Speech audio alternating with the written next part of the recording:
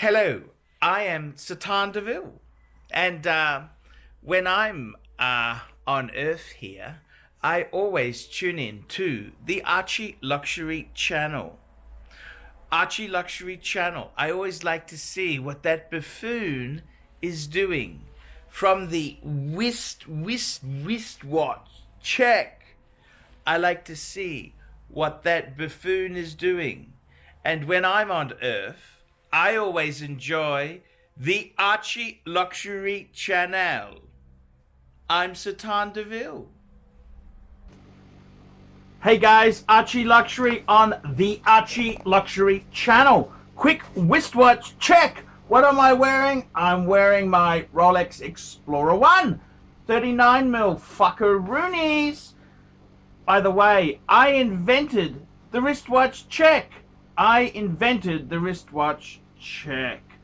Today, guys, I want to talk about an article that appeared in the Financial Review. That's the Australian Financial Review. This article has also appeared in the New York Times. Was it the New York Times? Let me just check. Yep, New York Times. In this world of syndication and conglomerates, the media is, they just patch articles together.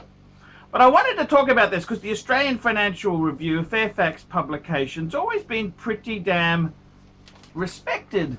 And this article is absolute fucking hogwash. It says, watches are the new Bitcoin. Some millennial investors are treating vintage wristwear as a new asset class. It goes on to say, tattooed rockers, tech boss, Instagram influencers pile into the Tweety world of watch collecting. Prices for sought-after classics from brands like Rolex and Omega, Patek Philippe are shooting up. In some cases, they have doubled in just a couple of years. The next generation see timepieces not just as a subtle way to dress up a t-shirt and jeans, but a new asset in investment portfolios. A new asset in their investment portfolios. In the market with stocks and bonds, it goes yada, yada, yada. Time Alecky monitored will tell.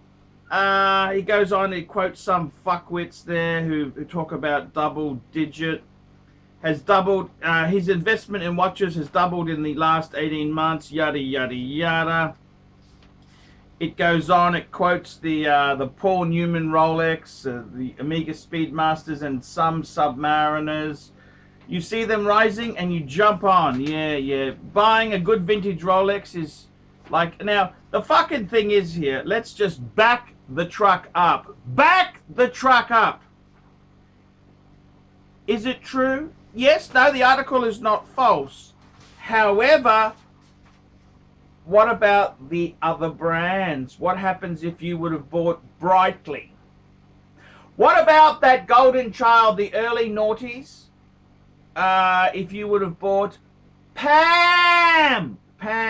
Panerai is fucking dog shit. Fucking investment dog shit. Panerai is fucking dog shit. It's toxic waste. Breitling, toxic fucking waste. Brands like Frank Muller. Brands like IWC. What about that fucking toxic sludge? And this is the whole thing. This article here, it tends to concentrate on Rolex. And it says how wonderful the New York Times, typical fucking left-wing pinko commos that they are, it says watches are yet another easy way rich people make their money into more money. What fucking hogwash? Have you seen the value of a Patek Philippe 3919? Or even, the humble Calatrava, the modern sized ones, they're not exactly soaring. Yes, the Nautilus and the Aquanaut have gone crazy, but that's because non-Patek customers are buying them. These are hip fuckers. Hippo fuckers. Hip fuckers. So, I gotta be honest with you, this article is completely skewed. It's fucking bullshit, because I can tell you now, I'm the fucking watch guru. I'm the YouTube watch guru, the greatest wristwatch guru there is. And I gotta tell you, a lot of this is fucking hogwash, because you want to quote Rolex. Hey, what about Datejusts? What about Datejusts? And I mean, you want to quote Rolex, Submariners? Why don't we talk two-tone? Or better still, why don't we talk solid gold? Because I got to be honest with you, solid gold, I bought an investment piece, a 16618. I sold it a couple years ago for low 20s. That collector I sold it to, he needed to get out for personal reasons. And basically low 20s. It didn't soar anywhere. And that is a really top investment grade piece. I got to be completely frank and honest with you. I think this is a load of fucking hogwash, because these watches here, these wrist watches, they've just skewed it to a couple of models. And I mean, let's be honest there. Late 90s, I was a tech entrepreneur. I had my own computer business. I had a collection of 4 Rolexes. Let's have a look at that, okay? So I had a day-date, an 18238 with factory dial. I paid about 13. I sold it actually for 13,500. So that was market value. What's it worth now? Aussie dollars. Oh, that watch now probably, you know, an 18238 with factory dial. Maybe 18. Not much of a return. I also had a Datejust 16013. Sold that for about 4. What's it worth? No more, 5 or 6 Aussie. 5 or 6 Aussie for a two-tone 16013 plastic glass. The Submariner, yes, I agree. The Submariner, I had a 16610, 4 grand. That's a 10 grand watch. Okay, that's gone up. But I had it for fucking 20 years. And what's it done? It's basically kept pace with inflation. Look at the property prices. Look at the stock market for that last 20-year period. It's doubled. Yeah, 2.5 times. Yeah, okay, fair enough. Explorer 2. That's another piece. $4,000 I flicked that for in the late 90s. What's that worth now? 7. It was a paper. Maybe 8, 9. Okay, it's doubled. Big fucking deal. See, to be honest with you, this article is so fucking dodgy. It's got so many holes, it's like Swiss cheese. You could drive a semi-trailer through the holes in this article. There are so many watches that if you would have bought, they'd be fucking dog turds. Fucking dog turds. They seem to leave out Panerai. Because in the late 90s, early 2000s, if you were a sophisticated sports watch collector, Pam. They leave out Pam. What the fuck happened to Pam? That's toxic fucking sewage. And if you talk about Breitling, what happened to Breitling? How much are those Super Oceans worth? Or early Navy timers from the noughties? Yeah, with the Valjoux 7750 movement. How much are they worth? Yeah, not fucking worth mentioning, is it? Because they have been fucking dogs. Woof, woof, fuckers. Woof, woof. Then we look at some Jaeger-LeCoultre from that period. Smallish, a little bit small in size. How about we go Patek Philippe, fuckers. Ignore the Aquanaut and the Nautilus. What about we talk about, the 5035, the first annual calendar. 25, they haven't really gone anywhere. The World Time, which I must admit I own a World Time as an investment. Sort of held its own in the marketplace. It hasn't. I mean, the previous model's over $1 million.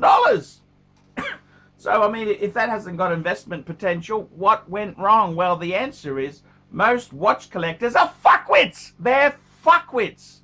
They're sheeple. They're sheeple. And they sicken me. And I'll give you an example.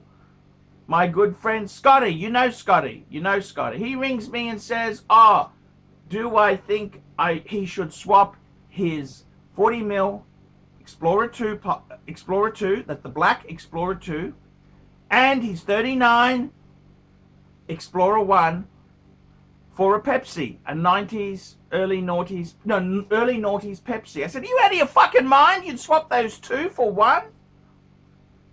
Sheeple, they just follow the herd, man. They follow the fucking herd. No brains in there themselves. No individuality. Nah. Let's just follow what the fuckwits. These are the same fuckwits who would fuck your wife and fuck your girlfriend at the first chance. They're sneaky, dishonest fuckwit friends. These sneaky, dishonest fuckwit friends of yours, they would fuck your girlfriend or your wife at the first chance. These aren't friends. These are cunts. And this is the whole thing. The whole watch market is full of fucking assholes. Fucking assholes. Fucking turds. That's what they are. They're turds. So when I read this article, it's completely out of fucking kilter. It's completely out of kilter. So I gotta be honest with you. Don't fucking believe everything you read, and particularly the New York Times. You should be fucking ashamed of yourself. Go back to writing hatchet jobs on Trump, would you? You left-wing pansies! And Australian Financial Review, I mean, Australia is just a pisshole of the world. I mean, come on, guys. Did you really not put any journalistic source into this? Are you that desperate for filler? You'd run this crap? It's a fucking disgrace. So, I gotta be honest with you. Just be aware of it. These articles are all fucking bullshit. People are morons. The average person is a fucking fool. They are a fucking fool. That's what they are. You heard it on this channel here. They're a fucking moron. I'm ArchieLuxury. Tell me what you lousy, miserable sons of bitches think of that. Like, subscribe, tell your fuckwit friends, and don't forget to put some nasty, vicious comments down below. Fuckers! Hi guys, Paul Pluta, the method actor who plays Archibald Chesterfield III. Guys, I want to tell you this is so important. Guys, I depend on my Patreon supporters. Just this week, I used my Patreon funds to get myself a fantastic, lightweight, gimbal travel camera. And I just want to say thank you. This was made possible because of my Patreons. The Patreons, they made this purchase possible. And it's, you know, a piece of equipment like this is $600, plus I need a few memory cards. It's such an expensive business. Guys, if you haven't sponsored me on Patreon, please do so. Look in the description for this video here. It'll tell you ways you can help me. Guys, help me stay full-time on YouTube making videos. By helping me on Patreon, you send a small amount each month to me to keep me enthused and making videos. I can buy equipment like this little gimbal camera. Guys, come on, help me a lot, help me very much so, because guys, I want your help. I need help to make quality content.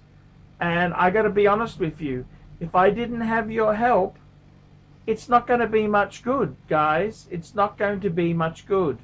I need your help to buy equipment and to do things. So guys, sponsor me on Patreon and I'll be here for you. That's right, I'll be here for you. Please guys, help me on Patreon. See you later.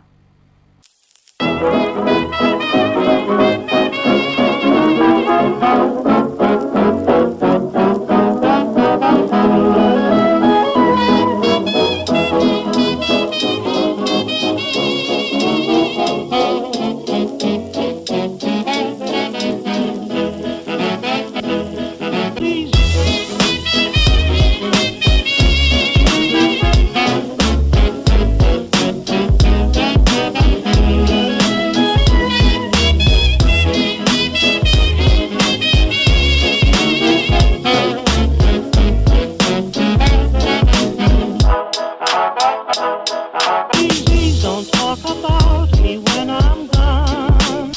Oh, honey, though our friendship ceases from now on. Please don't talk about me when I'm gone. Oh, honey, though our friendship ceases from